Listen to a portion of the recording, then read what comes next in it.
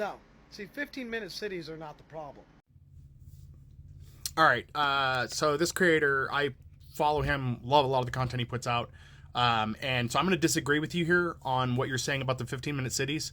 Not the part that they're not the problem. Corporate towns are definitely a problem, but 15-minute cities have their own set of issues. I'm going to recommend everybody that watches this video seek out on the video channel we can't mention on TikTok. You guys should know what that means. A channel called Not Just Bikes. This guy does a great set of videos over urban issues and how the United States differs from foreign nations. You should really look into that, especially the creator, Atheist Deist. You should look into those. Great channel if you're not already. So here's the problem with 15-minute cities. They're isolated. This has been studied in foreign nations and found they're isolated. And here's the problem. When it's done right, it's not so bad. When it's done wrong, the issue becomes that you're limited to the stores within that town. And yes, you can still shop online, but that's kind of a side issue because we're talking about what happens if things fall apart. And already things don't have to be falling apart, and we see how people are isolated in bigger towns. But basically what it's saying is if things were to become really bad, they could isolate people a lot easier. The economies also become very small and circular within those areas because they are smaller towns. So there are some problems.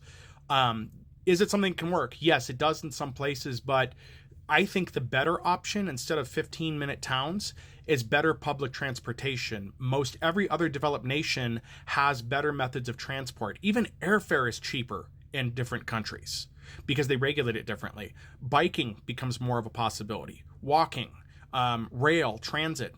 Denver, where I'm at, they have a rail that runs in parts of Denver, but it's not enough for Denver. And where I'm at, I would like to see rail run the entire length of the state. Even a subway. I would love to see more subways. But the problem with that is the infrastructure crumbles, like in New York. You see the state of the condition of subways in New York. It needs a revamp. So these things have to be maintained. And that goes back to if you want to create jobs, start working on the infrastructure and building sustainable infrastructure. And so that's what we got to do. But no, please look into 15-second towns. I do not think they're a good answer either. I don't like the idea of isolating people into small group communities or cells that keeps them separate from everybody else. I know that sounds kind of conspiracy theorist, and I'm sorry in advance. But if you start to look into it, you start to see the problems, and there is history of where people have been isolated, much like corporate towns.